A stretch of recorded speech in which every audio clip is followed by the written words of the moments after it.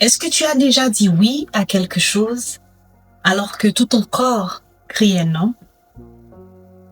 Juste pour ne pas lire la déception dans les yeux de tes parents ou pour ne pas être celle qui fait mal les choses dans la famille ou pour être celle qui donne l'exemple dans la famille.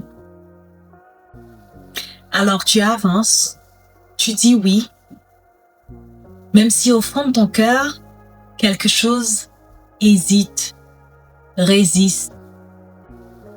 Et ça commence toujours comme ça. On avance dans une relation, puis vers un mariage. Pas parce que on est convaincu que c'est la bonne chose, que c'est le bon choix, mais parce qu'on a peur de décevoir, on a peur d'échouer. Parce que parfois, la pression familiale, sociale ou même religieuse est tellement forte qu'on finit par croire que le choix ne nous appartient plus vraiment.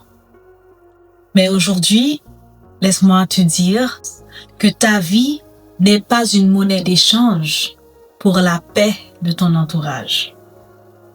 Ta destinée t'appartient à toi. Et aujourd'hui, nous allons voir ensemble comment la protéger. De toi à moi. Bienvenue dans Fragments. Je suis Carla Léonard et ici, on décortique ensemble notre conscience, notre foi, nos relations, de sorte à vivre de façon un peu plus alignée.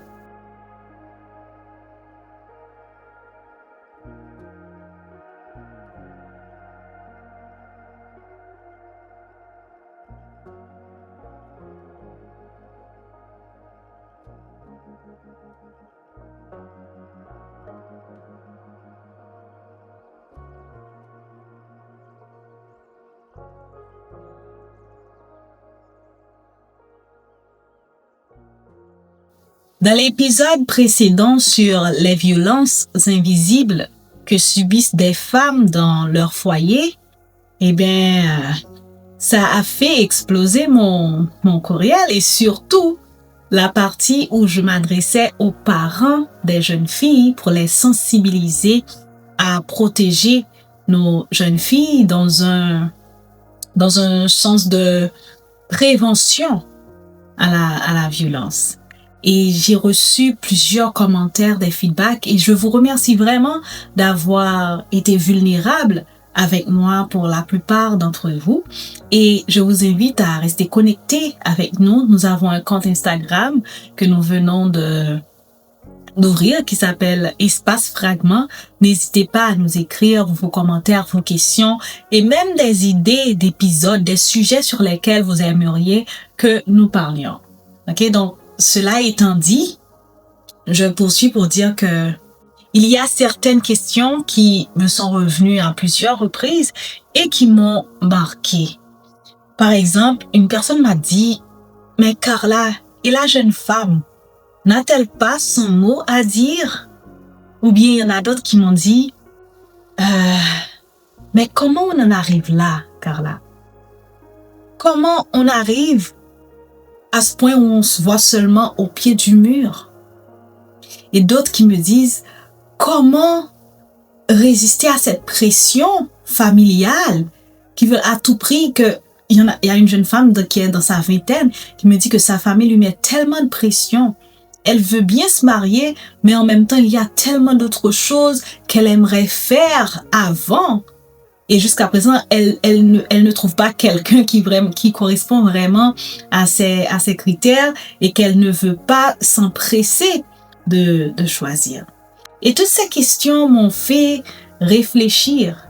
Et c'est pour ça que j'ai voulu venir avec cet épisode aujourd'hui pour m'adresser spécialement aux jeunes filles, aux jeunes femmes qui se sentent pressurées, qui hésitent, qui ne savent pas quoi faire, comment supporter ou bien comment s'affranchir de cette pression et aussi celles qui pensent que peut-être que le mariage serait leur seule issue. Eh bien, aujourd'hui, je suis venue te parler de ton pouvoir de choisir. Parce que oui, tu as ce pouvoir, même si tu ne le comprends pas toujours ou pas encore. Très souvent, une jeune femme, elle a le choix, mais elle ne sait pas toujours qu'elle peut l'exercer. Cette pression dont on parle aujourd'hui, elle n'est pas toujours flagrante. Parfois, elle est plus subtile que ça. Parfois, c'est la grande-tante qui te voit dans les réunions familiales et qui te demande tout le temps, mais toi, c'est pour quand? C'est quand tu vas finalement te marier, etc. On te dit, mais qu'est-ce que les gens vont dire? C'est la culture qui te fait croire qu'à 25 ou 30 ans, tu es périmé, que ta valeur diminue plus tu prends de l'âge. C'est la religion manipulée ou détournée qui te fait croire que ta vraie valeur, c'est d'être l'épouse de quelqu'un, d'un homme. C'est là toute ta vertu. C'est toute cette forme de pression-là que subissent certaines jeunes femmes. Elle vient de toutes les sources. Pression familiale, pression sociale, pression culturelle, pression religieuse. Et on finit par croire que le mariage est une obligation urgente. C'est la voie pour réussir en tant que femme. Sinon, on a échoué dans la vie. Mais laisse-moi te dire ceci. Le mariage peut être un accélérateur, peut être un propulseur. Mais ce n'est pas une fin en soi. Et si tu te maries juste pour faire taire ton entourage, tu risques de passer ta vie à faire taire tes regrets. Pense-y. Et maintenant, avant de dire oui à une relation ou à un mariage, parce que le mariage, c'est quelque chose de beau, c'est sacré. Je t'invite à te poser ces quelques questions. Et j'aimerais que tu sois brutalement honnête avec toi-même.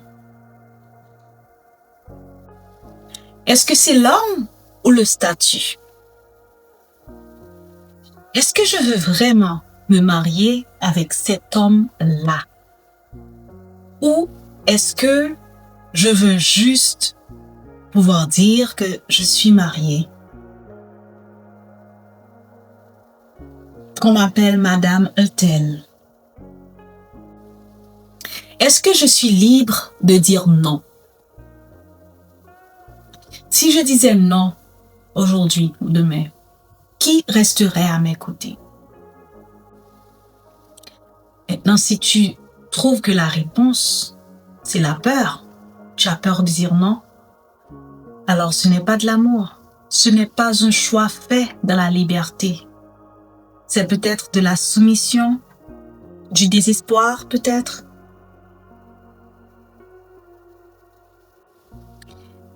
Est-ce que je me sens rétrécir? Est-ce que je sens que pour entrer dans ce mariage, cette relation, je dois éteindre mes rêves, mes ambitions? Est-ce que ce mariage sera un environnement où je pourrai m'épanouir, continuer de grandir, de devenir celle que je suis appelée à être? Et si tu penses que tu devras te rétrécir pour qu'il se sente plus grand, alors fuis. Ce ne sera pas un mariage. Peut-être un autre mode de fonctionnement.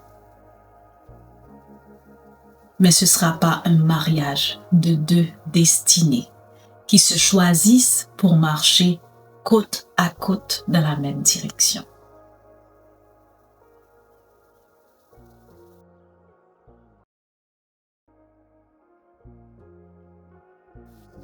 Le mariage n'est pas une ambulance. Il faut arrêter de voir le mariage comme un plan de sauvetage. Le mariage ne viendra pas réparer ton enfance. Un mari ne viendra pas remplacer le père que tu n'as pas eu. Le mariage ne viendra pas guérir tes traumatismes ou tes blessures d'enfance. Certaines personnes entrent dans un mariage avec des blessures non guéries. Mais un mariage ne guérit pas automatiquement des traumatismes. Au contraire, le mariage est comme une loupe. Tes blessures, tes traumatismes, il va les amplifier, les multiplier par 10. Va cisailler tes blessures, va les rendre plus à cran, va les faire sortir vraiment à la surface. Alors ne compte pas sur un homme pour venir te sauver.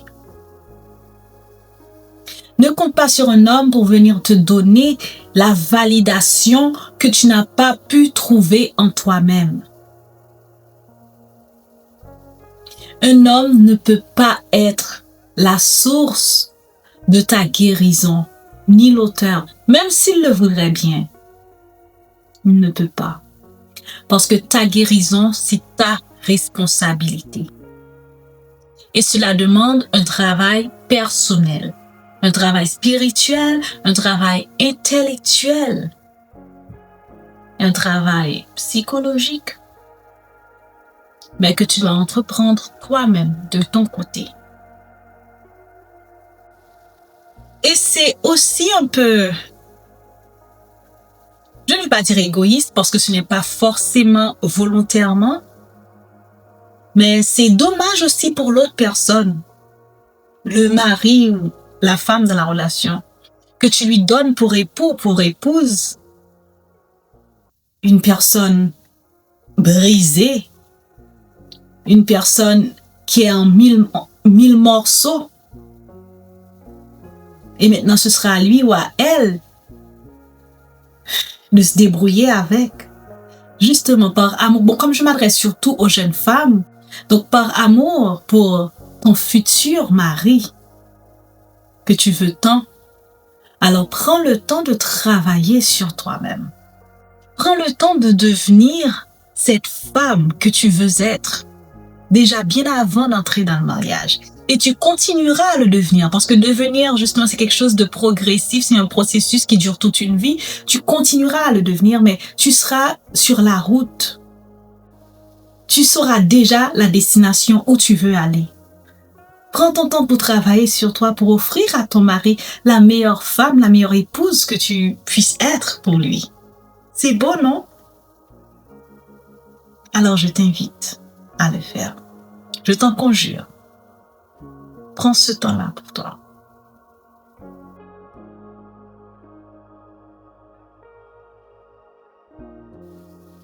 Il y a tant de mauvaises raisons qui poussent certaines personnes à se marier. À cause de la pression de leurs parents, de leur entourage, donc pour faire plaisir à leur entourage, par peur de rester seul, ou parce que tout le monde autour de moi se marie, parce que l'âge avance, parce que je veux fuir une situation familiale, ou parce que je veux être prise en charge, ou pour réparer mes blessures d'enfance. Toutes ces raisons-là peuvent... Il y en a bien d'autres encore. Il y en a bien d'autres encore. Ce n'est pas une liste exhaustive. Et toutes ces raisons-là peuvent te pousser à entrer dans un système, dans une relation qui met en péril ta destinée. Alors, prends ton temps pour réfléchir. Est-ce que j'entre dans une prison, potentiellement, ou est-ce que j'entre dans le laboratoire de mon avenir?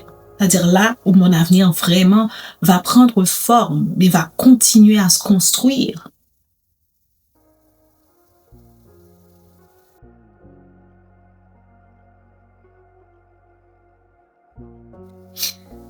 Et à côté des mauvaises raisons, il y a aussi de bonnes raisons pour se marier. Elles sont différentes, mais il y en a. Et celle que je vais citer, c'est encore pas une liste exhaustive, encore une fois. Par exemple, un amour mature, qui a pris du temps de grandir, qui a résisté à certaines épreuves du temps aussi. Un respect profond, l'un pour l'autre.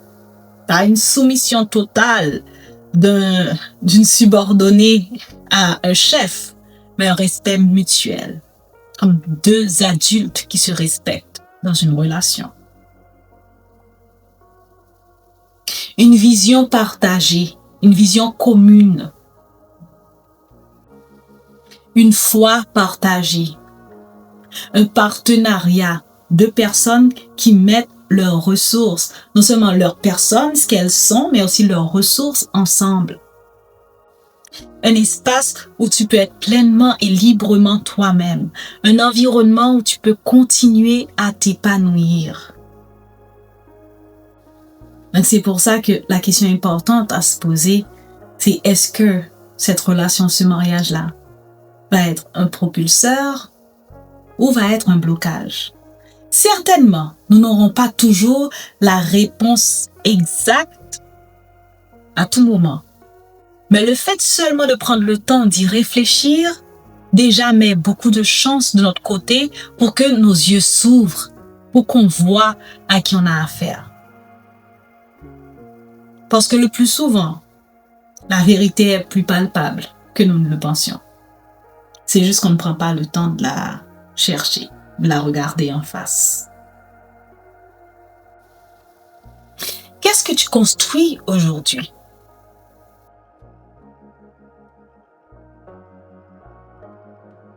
Qu'est-ce que tu construis aujourd'hui? Il y a tellement de choses à construire avant de se marier. Par exemple, ta relation avec Dieu, avec le divin en toi. Ta formation, ta carrière, un business, tes projets, ta mission personnelle, la mission de ta vie, ton autonomie financière. Beaucoup de choses qui vont vraiment te donner cette vie épanouie que tu aimerais vivre, qui peuvent se faire avant le mariage. Je ne dis pas qu'il faut attendre d'avoir accompli toutes ces choses avant de se marier. Pas du tout. Parce que ces choses-là, elles prennent quand même un certain temps. Mais, ce qui est important, est-ce que cette relation où tu entres, ou ce mariage dans lequel tu entres, est un terrain, est un environnement favorable avec cette personne-là? Est-ce que c'est un environnement favorable pour que tu continues à construire ces piliers-là de ta vie? Parce que justement, toutes ces choses-là que je viens de citer, ce ne sont pas des obstacles à ta vie, ce ne sont pas des obstacles à ton mariage. Au contraire, elles font partie de ta protection. C'est comme ça que tu te construis, comme je l'ai dit dans l'épisode précédent, une colonne vertébrale avant d'entrer dans un système matrimonial. Tu n'entres pas comme un mouton qui s'en va à l'abattoir, comme une enfant démunie de tout, naïve, un enfant naïf, non. C'est une façon pour toi de devenir une personne solide.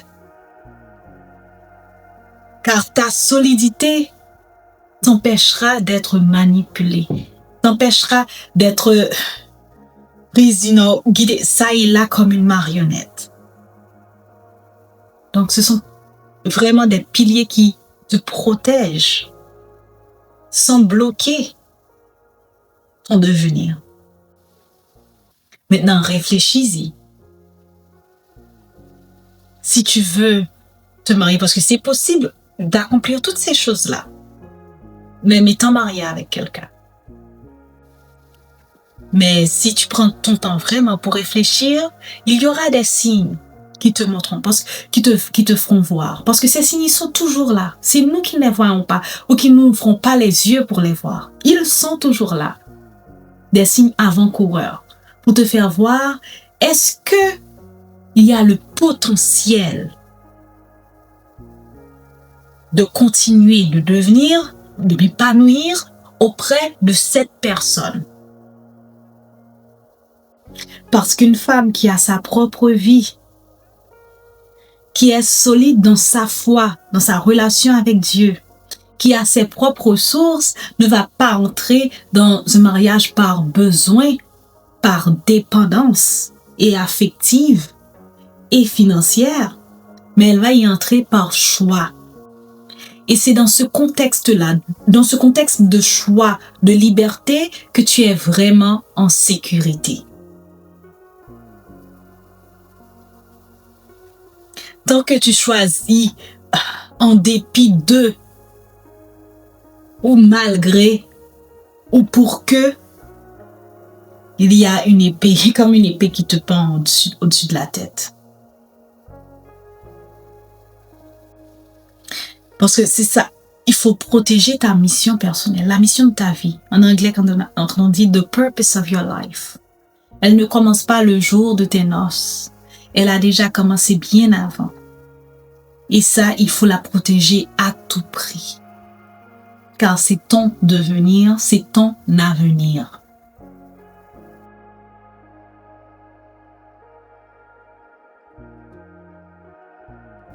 Et comme toujours, nous explorons l'aspect spirituel de la chose.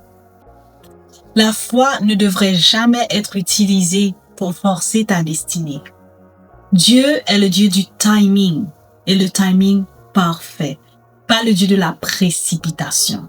D'ailleurs, on le voit bien dans Ecclésiaste 3:1, qu'il y a un temps pour chaque chose.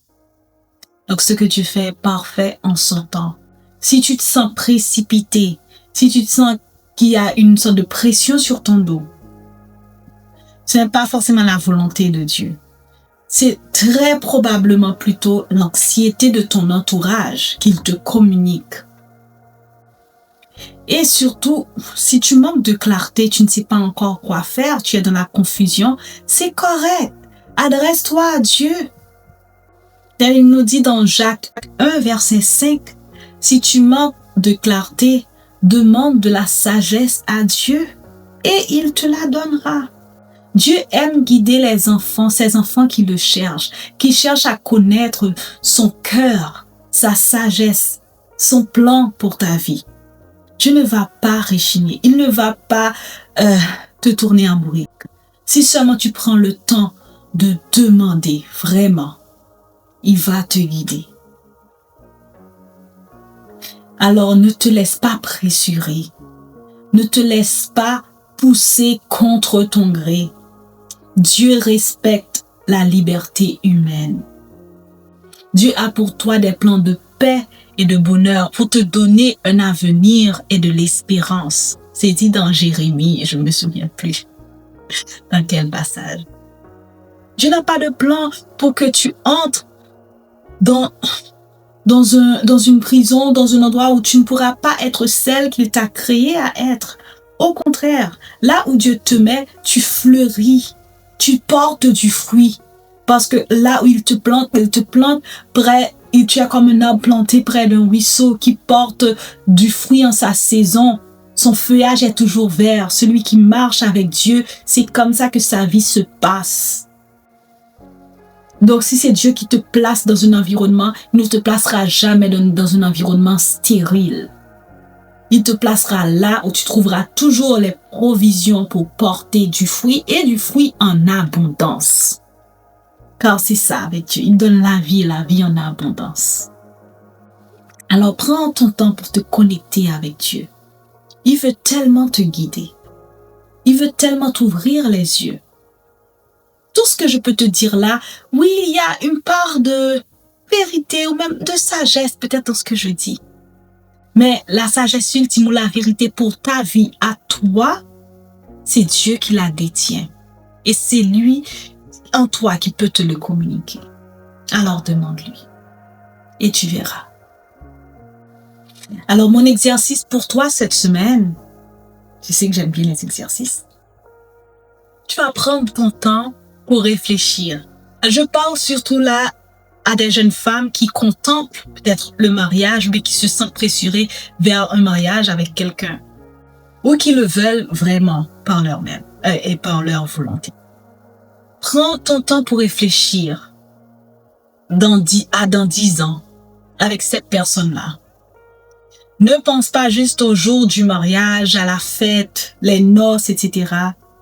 Car ça, c'est juste des moments passagers. Mais réfléchis aux jours ordinaires qui vont venir. Au mardi soir, par exemple, où il y a la pluie qui tombe, où il y a une crise dans le couple, dans la famille, une crise financière, ou peut-être une maladie, quel que soit le problème, quelle que soit l'épreuve. Pense à comment sera, même si tu essaies de l'imaginer, mais le sentiment que tu vas avoir, qui va monter en toi, c'est ça qui compte. Parce que tu peux que l'imaginer, tu ne vas pas savoir. Mais essaie d'imaginer et voir comment tu te sens. Est-ce que tu sens que tu respires? Est-ce que tu sens que tu t'étends, expand? Est-ce que c'est ce que tu sens? Ou est-ce que plutôt tu sens une contraction dans l'estomac? Ou est-ce que tu sens ta gorge se serrer, il y a une boule dans la gorge? Tes sentiments peuvent tellement t'apprendre de choses. Des choses que ton intellect ne peut pas encore capter, mais que ton corps sait, que ton âme sait, mais qu'il n'y a pas encore de mots pour les expliquer. Écoute et tu notes, sans juger. Ne te force pas. Sois honnête et tu notes. Parce qu'à partir de ces moments d'observation de toi-même, dans certains scénarios imaginaires, beaucoup de vérités peuvent se révéler à toi. Fais-moi confiance là-dessus. Beaucoup de vérités peuvent se révéler à toi. Et maintenant, un message à la jeune femme ici qui m'écoute. Tu as le droit de prendre ton temps. Tu as le droit de réfléchir. Tu as le droit de dire non. Tu as le droit de dire oui à ce que tu veux et à qui tu veux. Et tu as même le droit de déplaire. Oui. Déplaire au monde entier est un faible prix à payer par rapport au sacrifice de ta destinée. Alors ne vends pas ton futur pour acheter le silence de tes parents ou de ta communauté. Ton avenir est bien trop important pour cela. C'était tout d'un fragment pour aujourd'hui. Alors je t'invite à t'abonner à ce podcast, à partager cette vidéo avec une jeune femme, peut-être qui doute encore, qui hésite, qui est sous la pression. Peut-être que cette vidéo, c'est ce dont elle a besoin pour prendre son courage à deux mains, peut-être oser dire non à ce qui n'est pas fait pour elle. C'était avec toi, Carla Léonard. Nous continuons d'y aller un fragment à la fois, une vérité à la fois. N'oublie pas, ta destinée t'appartient, ta vie t'appartient. Et parfois, pour tracer sa route, ça commence par oser dire non. De toi à moi. À bientôt.